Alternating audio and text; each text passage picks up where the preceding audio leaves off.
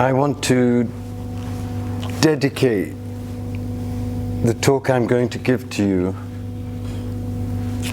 to the glory of Allah. And so I would like to begin by reading to you the Fatiha that opens the Quran. And after I've read the Fatiha, I'm going to invite you to say the La ilaha illallah 9 times, so that we can all be, in the profoundest sense, receptive to the mystery that I hope to be given by grace the inspiration to reveal to you, so that tomorrow you won't just have an amazing experience of beauty, you'll have something even more precious, an initiation into an experience of what the Taj is really celebrating, which is nothing less than the divine majesty.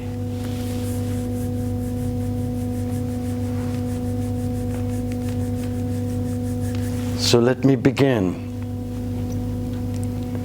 by reading the words that for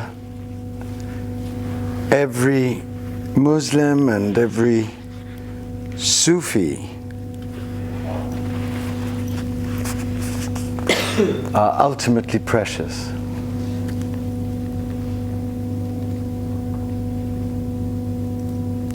In the name of God, the compassionate, the merciful,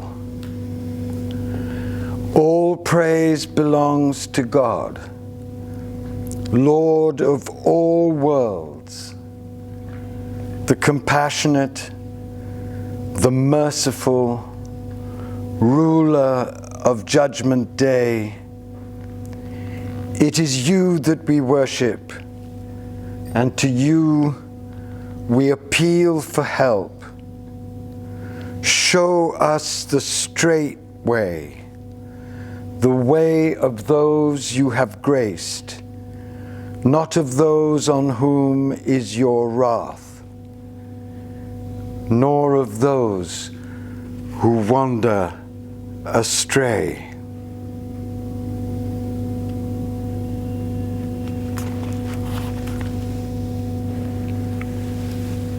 La ilaha illallah.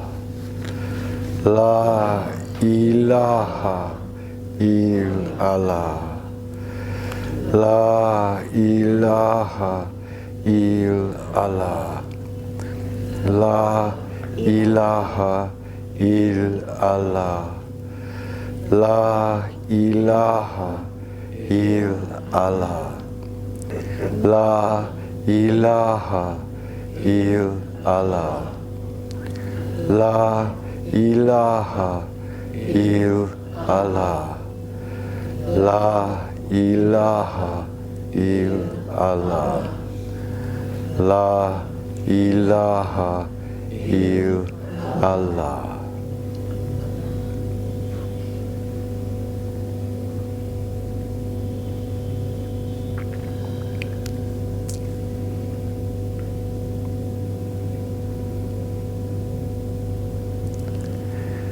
When I was 5 years old, my father took me for my birthday to see the Taj for the first time.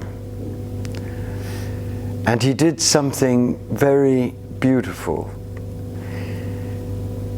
As we approached the gateway that leads to the Taj, he put his hands over my eyes and let me walk up the steps and walk through the gateway to the moment when he knew that when I opened my eyes, I would see the Taj in all its splendor and magnificence and glory. And I believe that that moment of absolute amazement and astonishment was the beginning for me of the mystical path that has transformed my life.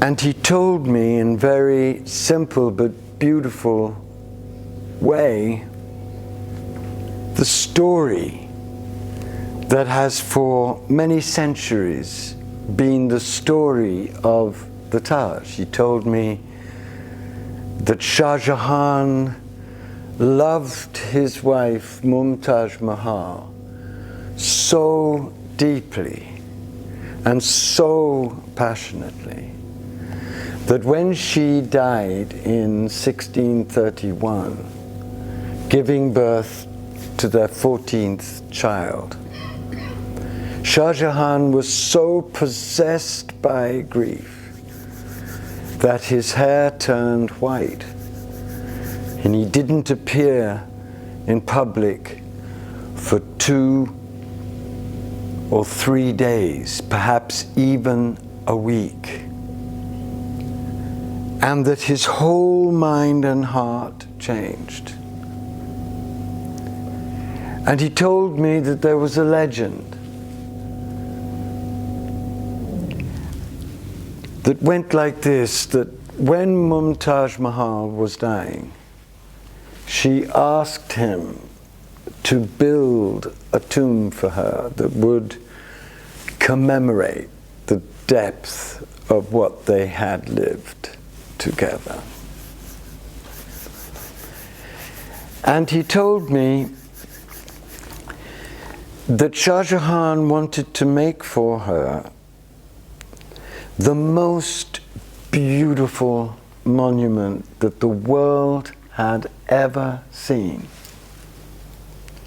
And that in those days, the inlay work on the facades of the Taj were not filled with semi-precious stones, but emeralds and diamonds and rubies. And he told me that one of the great problems that Shah Jahan had in creating the Taj was how to stabilize it on this ground that was constantly inundated by floods from the river on which the Taj is placed. And that Shah Jahan ransacked the world for places to find the right kind of wood to put under the foundation of the Taj so that it would be flexible if the earth was permeated with water. And at last found that wood in a remote forest in Burma, a particular kind of teak.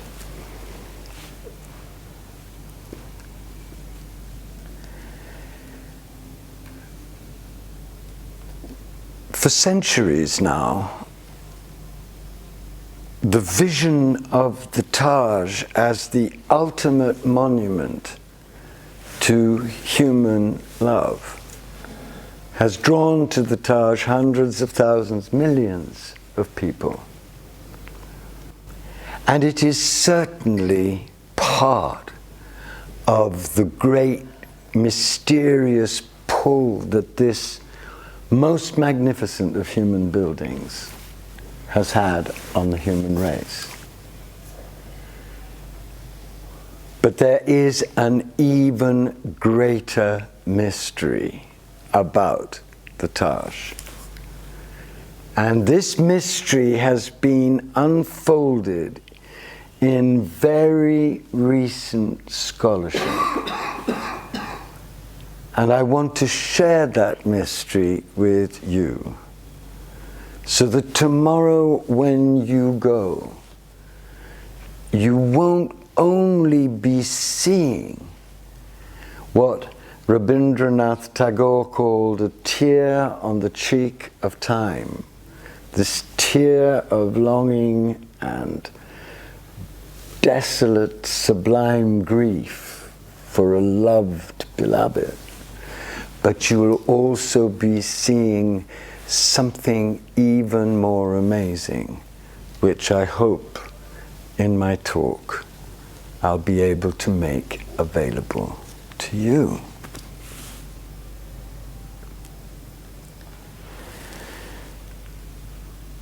This revolution in the understanding of the Taj came as a result of the 35-page article that I'm holding in my hand by a brilliant scholar called Wayne Begley, and was published in 1979.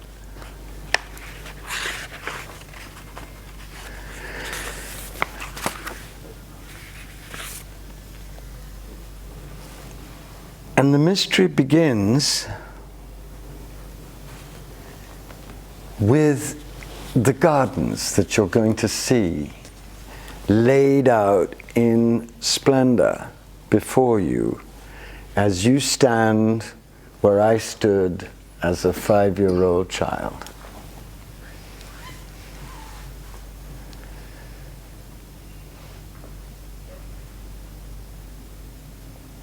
So listen.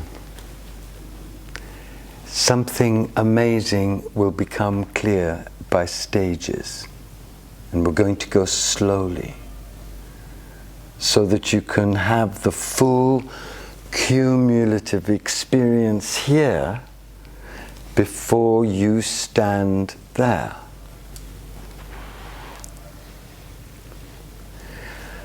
From the plan of the Taj complex, it is obvious that the garden constitutes an extremely important feature in the overall architectural conception.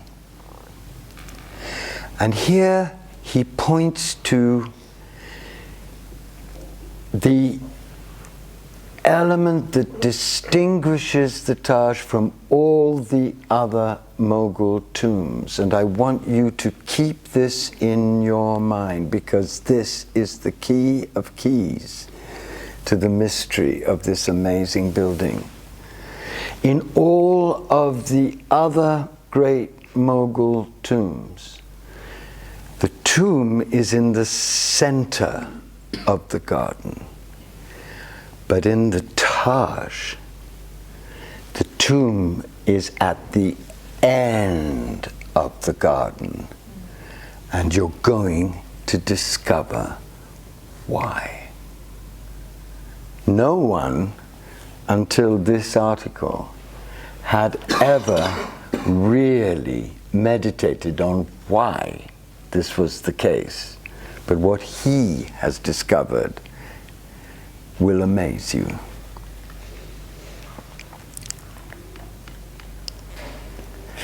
So let's start with the gardens.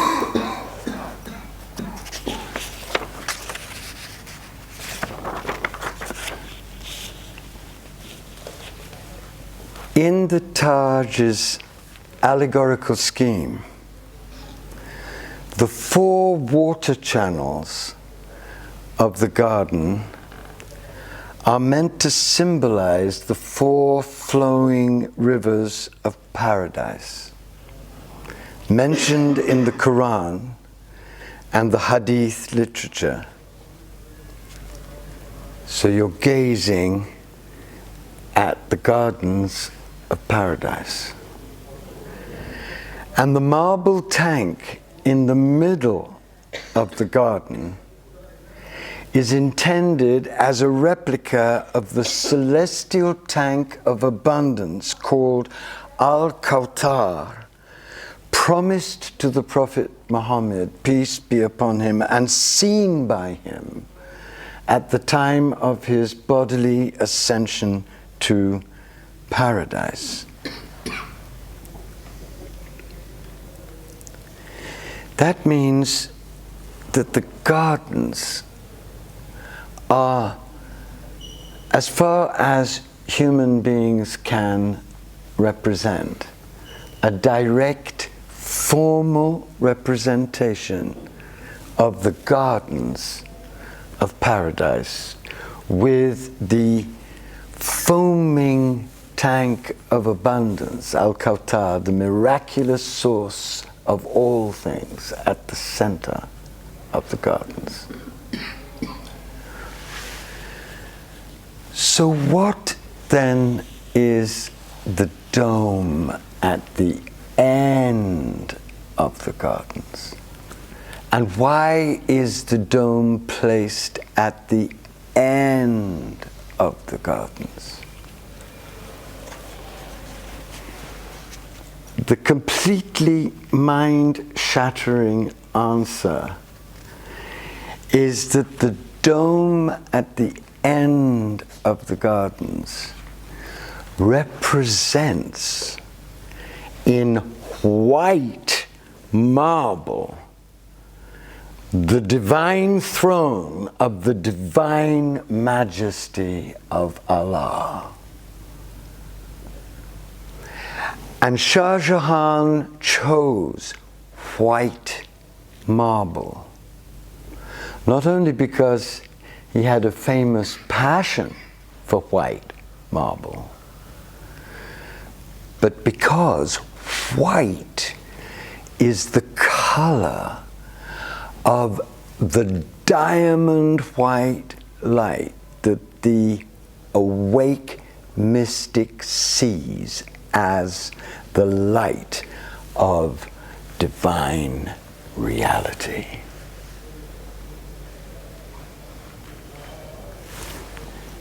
And it goes on.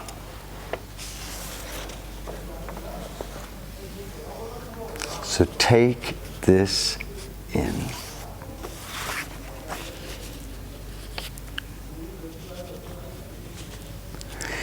Because he's a scholar, he puts it in, it may be, it is, or perhaps it is, because he realizes just how annoying he's going to be to all the other scholars who've never discovered this. Since the marble mausoleum of the Taj dominates the entire architectural layout, with its metaphorical allusions to paradise, one wonders if it could be instead that the structure was intended by its designers as a symbolic replica of the heavenly throne of God, which tradition situates directly above paradise and upon which God will sit in judgment on the day of resurrection. Although this interpretation would explain the vast scale of the monument and why its designers strive to make it so majestic and awe-inspiring, it is, of course, contrary to Orthodox Muslim theology, which maintains that God and all of his attributes, including his throne, are beyond human comprehension and therefore absolutely unrepresentable. And then, before he reveals something that will astonish you, he goes on to describe that the shape, this bulbous, glorious shape of the dome of the Taj, is very similar to the shape of the imperial crowns that the Mughal emperors fashioned, especially the crown that Shah Jahan's father is shown as having in one of the great early miniatures. And he makes clear that Taj Mahal means crown palace. Keep that in mind. It's very important. This is a mystery tour we're going on.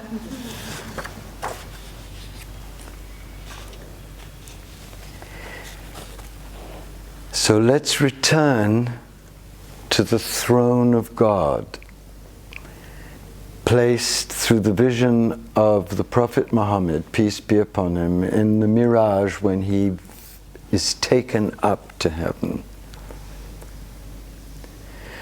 Briefly stated, medieval Islamic cosmology describes the throne, called Arsh in Arabic, as an infinitely vast structure situated upon a raised plinth or pedestal called the Kursi.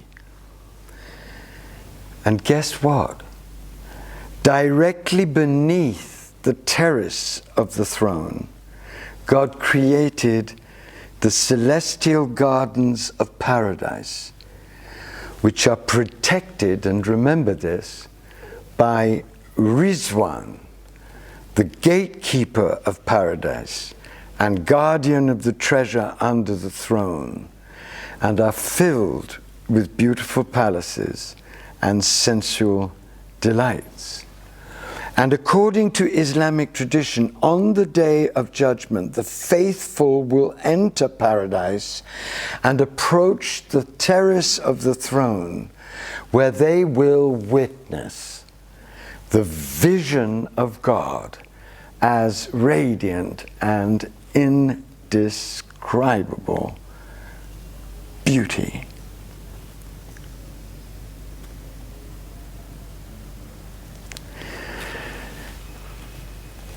What he has discovered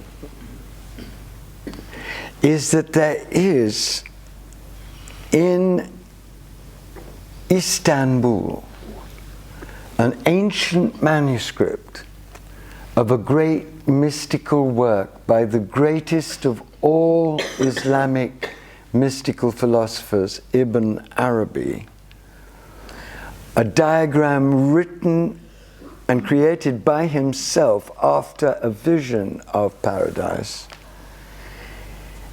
in which the Arsh is shown as a large square circumscribed within two concentric circles. And although this diagram is largely abstract, Ibn al-Arabi likens the throne of God to an actual throne. An actual throne. Remember, I said that the bulbous dome is an echo of the crown, the imperial crown of the Mughals.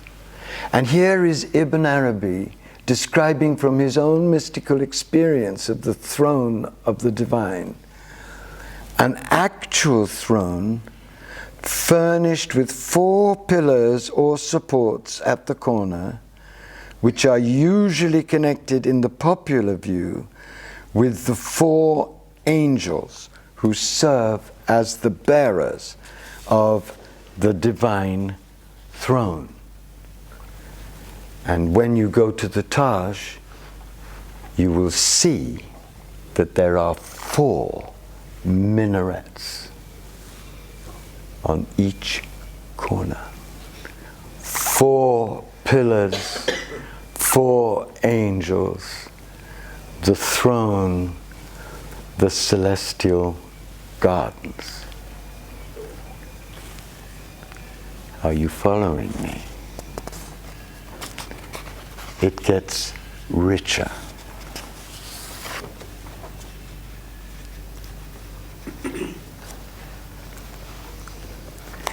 In later Persian mystical tradition that Shah Jahan and his family would have known, because they were Sufis. And Jahangir, at least, was definitely a mystic. So was Akbar, and so was Shah Jahan's son, Darashikoh. And so, I believe, was Shah Jahan himself. In the later mystical traditions, the four supports of the throne of God are said to have as their symbolic counterparts the four terrestrial poles in the Sufi hierarchy of saints. What this means is that at any moment in history, there are four hidden, perfect beings who are the poles that are on earth to guide humanity secretly in its evolution. So these four minarets are not only the four angels that guard the throne, but also the four saints, the four poles, the four supreme masters that are always on earth, usually hidden, to guide the evolution of humanity. And what this double symbolism means is that the throne is being related to the earth. As in heaven, so on earth. And it gets richer.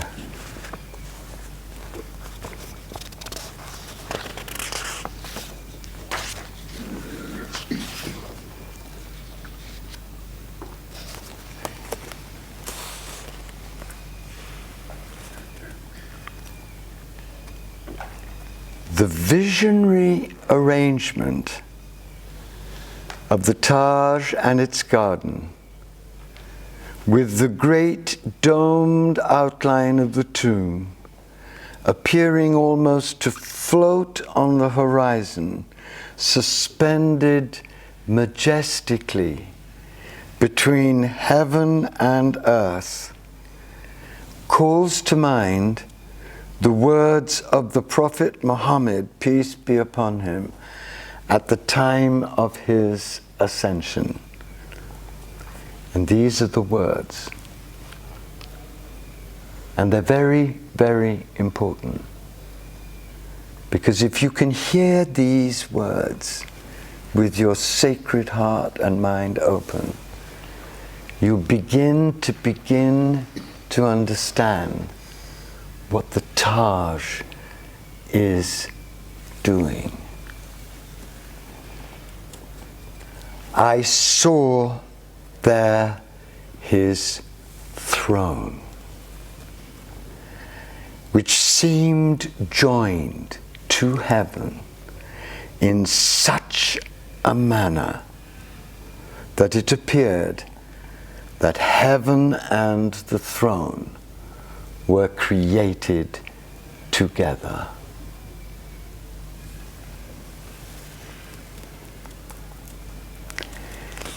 And it goes on. I hope you're beginning to feel something momentous.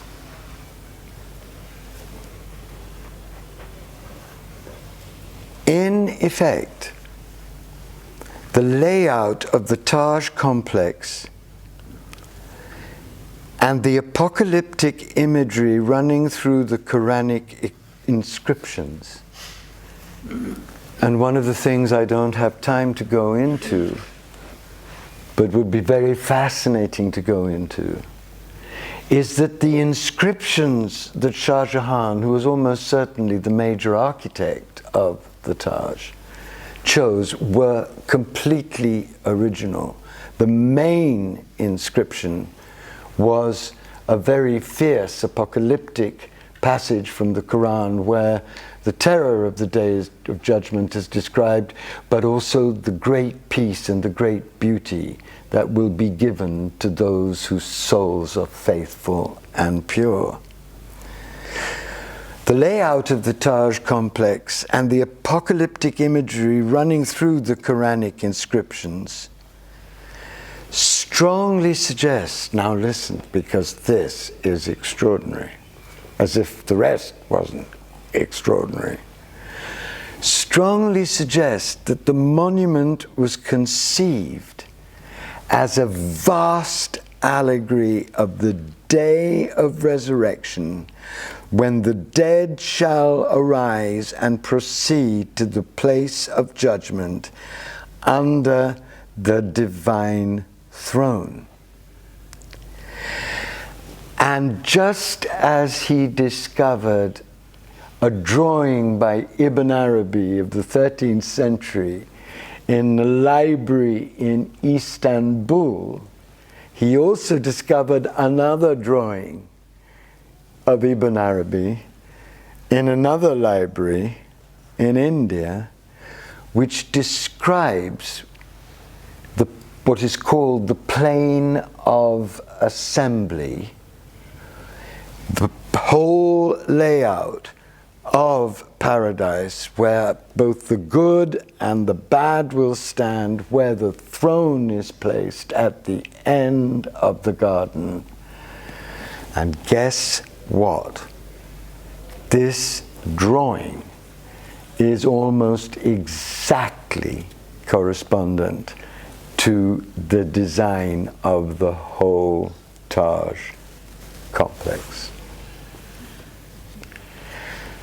So you're standing where I stood as a little boy, and you're seeing the gardens of paradise, and you're seeing the throne in white marble, radiating divine majesty and power, and every single inscription and every single placing of every single monument in the Taj complex corresponds to a mystical vision of a great Sufi mystical philosopher of the plane of assembly on which the dead will stand on the day of resurrection.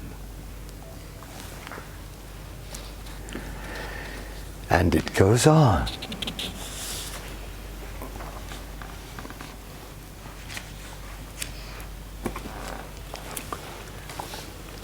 And now we're going to turn to the tomb of Mumtaz Mahal, his beloved. And actually there are two tombs. There is an official, extraordinary, grand tomb, and then there's a passage, and there is a underground tomb which is totally stark, carved in a cave which you can't anymore see, but which I saw several times as a child. And it is the most heartbreaking place in the world, because at the core of the core of the core of this magnificence is a cave with a slab, absolutely undecorated, with a hole at the end in which Shah Jahan placed the greatest diamond in the world as a symbol of his eternal passion for his wife.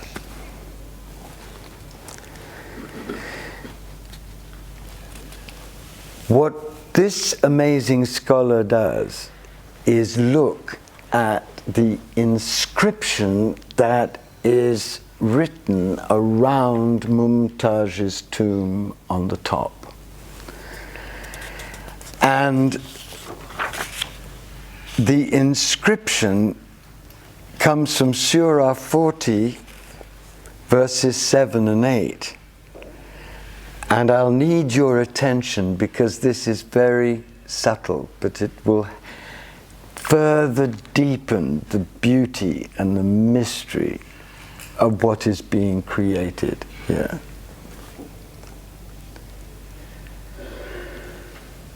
The words go like this: O Lord, thy reach is over all things in mercy and knowledge.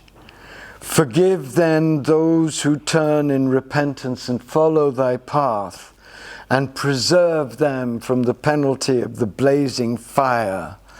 And allow them, O Lord, to enter the gardens of Eden which thou hast promised unto them, and unto the righteous among their fathers, their wives, and their posterity. For thou art surely the Almighty and all-wise. And then he adds this commentary, which is so exquisite.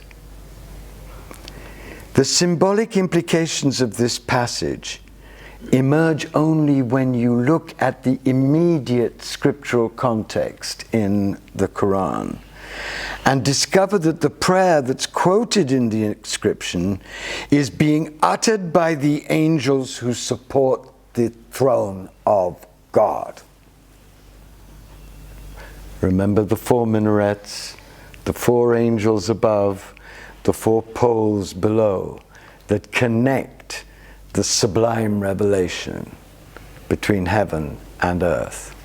And now this inscription, which is uttered in the Quran by the angels, and it's the only time the angels speak in the Quran.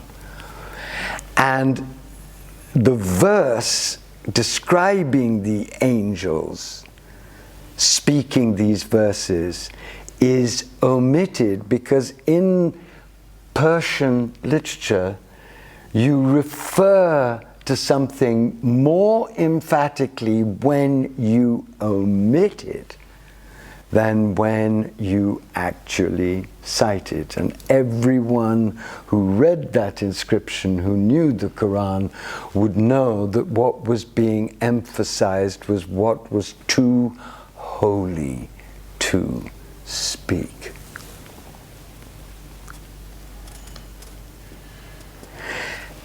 And it should be kept in mind that, as I just told you, that the real grave of Mumtaz Mahal is in the crypt.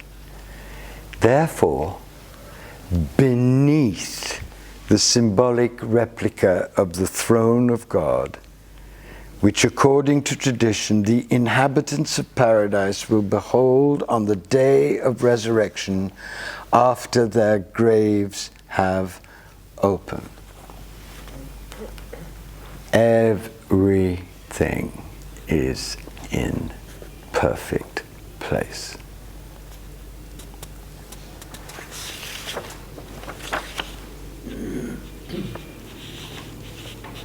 And now we get to something even more amazing, if possible, and even more outrageous, if possible.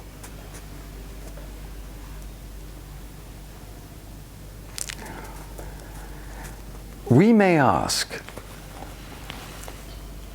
what role Shah Jahan himself played in the conception of the Taj?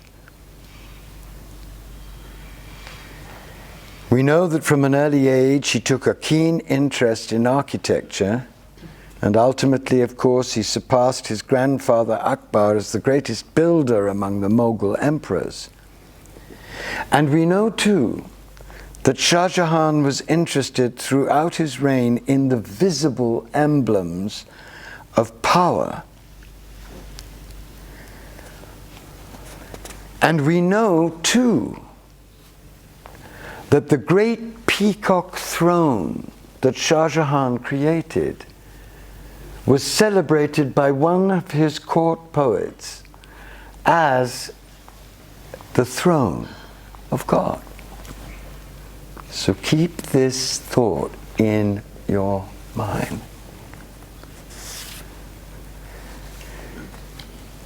Because the last revelation of this amazing discovery relates the whole vision of the Taj, the whole conception, the whole layout of the Taj, everything that I've described to you, relates it to the most important, the most sublime, the most magnificent, the most controversial, the most unorthodox of all of the Sufi imaginations of what a human being can be. Because the Sufis, in their mystical explorations, came up with the vision of what they call the perfect human being, the Insan al-Kamil, the vice-regent of God on earth, the caliph of God on earth, a being who was so permeated by God that he or she was a crystallization of the divine. As he puts it, although generally considered to be the archetype of the caliph or vice-regent of God on earth, the nature of the perfect man was believed in the final analysis to be cosmic and eternal, the distilled irradiation of God's divine essence. And among certain medieval mystics with whom Jahangir and Shah Jahan and Akbar, as Sufi adepts, would have been acquainted, wait for it. The perfect man was thought to be even greater than the divine throne, since it, like the universe and all of created reality, exists only through and in the cosmic consciousness of the perfect human being.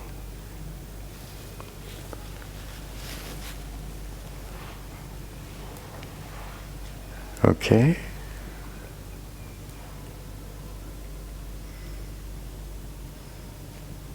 So let's just recapitulate where we are in the unfolding of this mystery.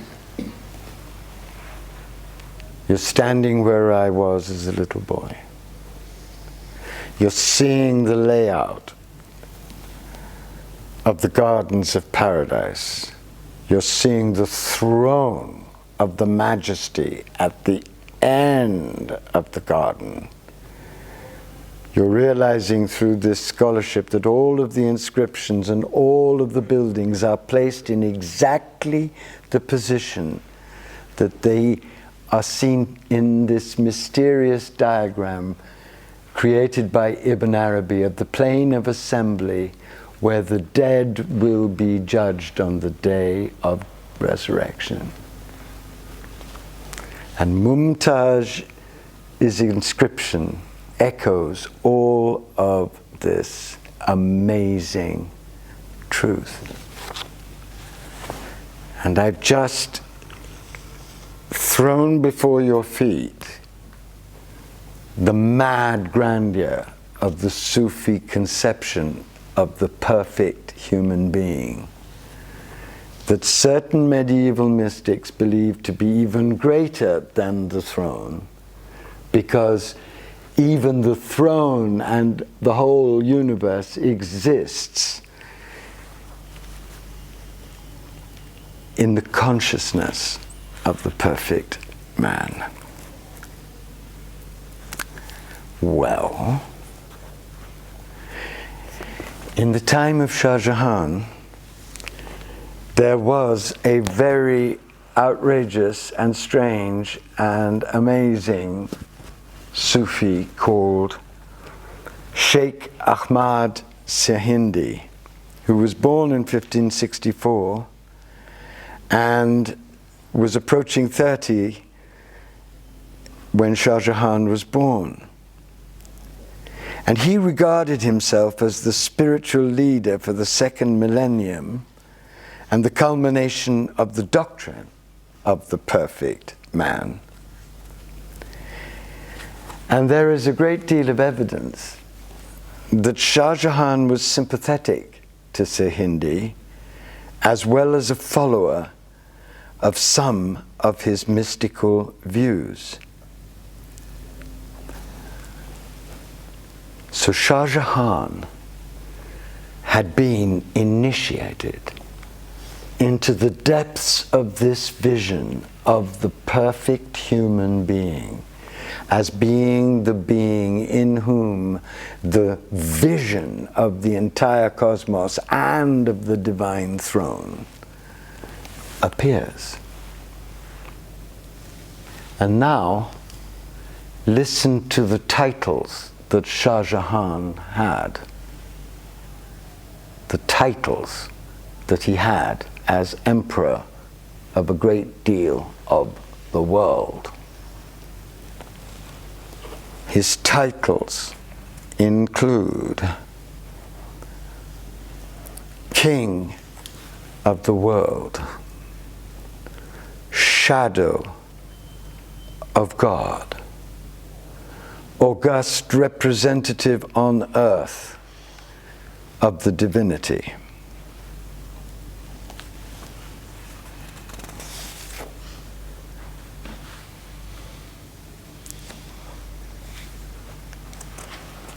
and this is the inscription on Shah Jahan's grave, because Shah Jahan was buried in the Taj next to Mumtaz Mahal.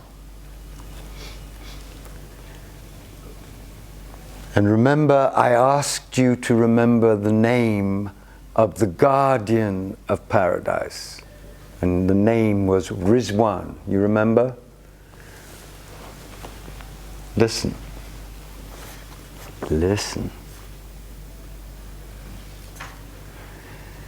This is the inscription.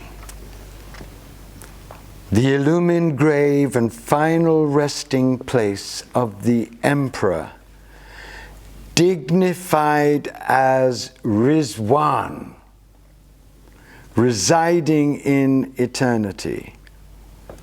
His most exalted majesty having his abode in the place where the guarded tablet is preserved, dweller in paradise, Shah Jahan, the king valiant. May his grave ever flourish, and his abode be in the gardens of paradise.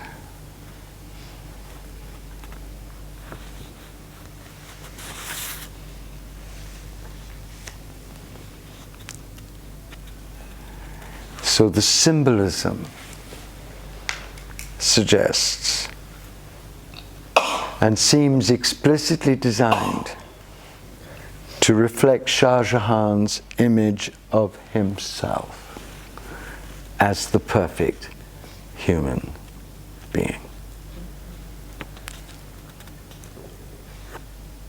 How amazing. But it actually gets more amazing, if it's possible.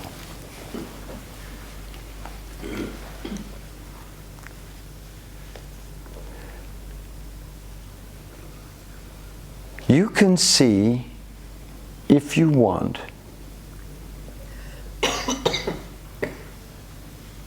this act of Shah Jahan explicitly, to those who understand, representing himself as a perfect human being, the one in whom the entire cosmos appears, as an act of monumental imperial vanity. You can see it like that if you want.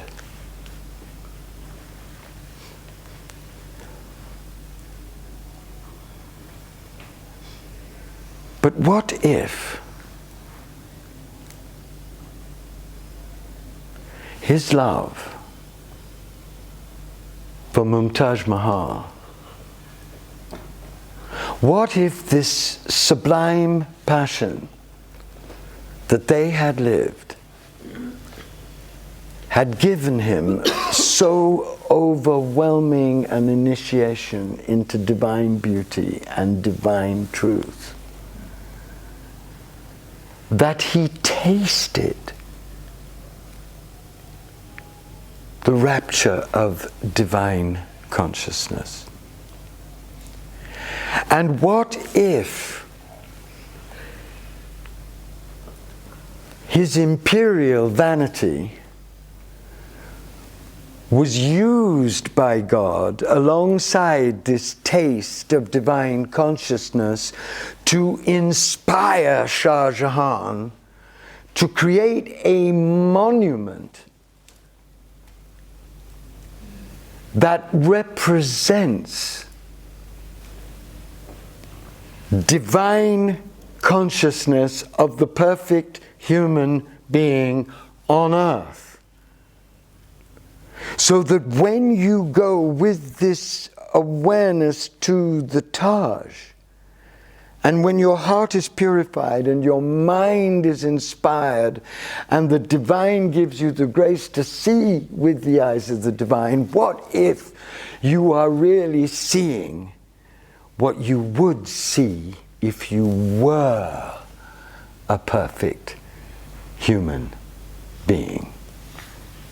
What if the entire concept of the Taj that was graced to Shah Jahan through the divine experience of his love for Taj Mahal, what if the entire vision of the Taj Mahal was created to give those who were awake the vision that they would have if they were perfect human beings?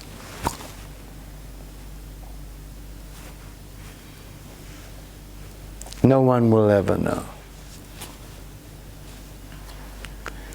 But I invite you, when you stand before the Taj, to gaze at your vast, eternal, cosmic self radiating back to you in supreme beauty, your true nature.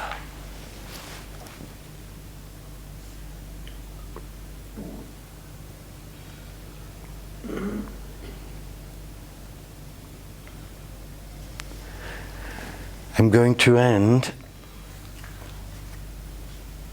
by a poem written by someone who was a perfect human being, Jalaluddin Rumi. And may this poem give you just a taste of who you are and what you might see with the blessing of divine grace tomorrow.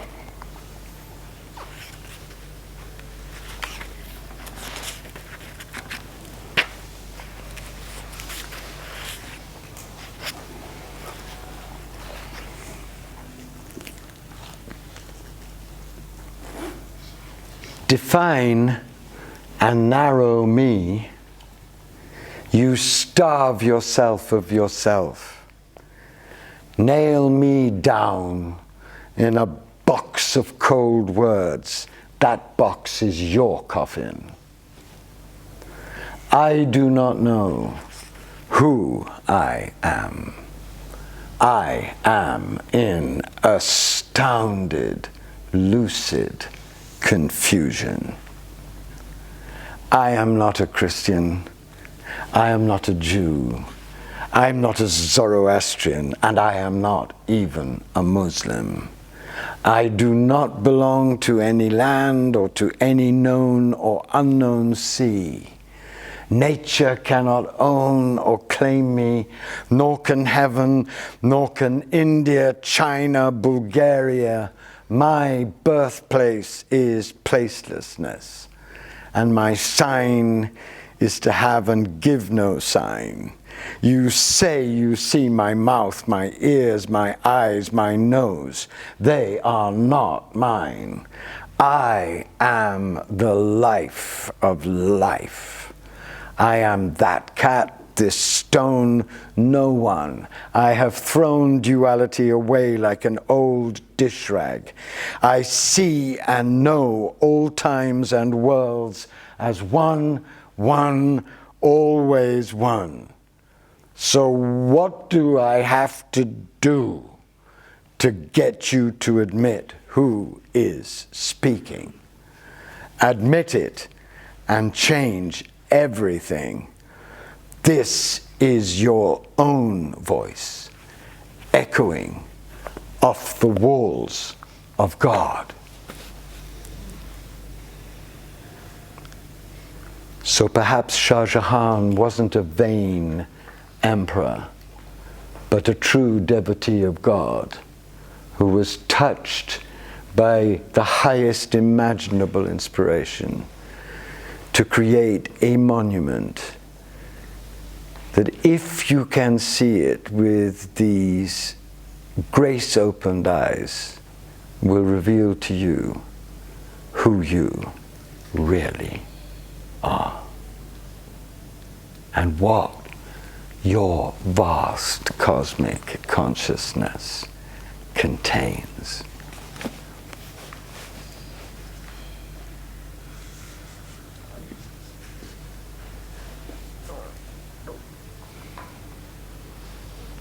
La ilaha illallah.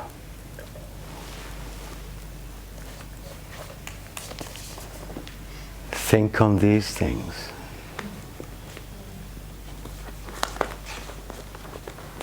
Good night. Good night. Thank you. Thank you very much.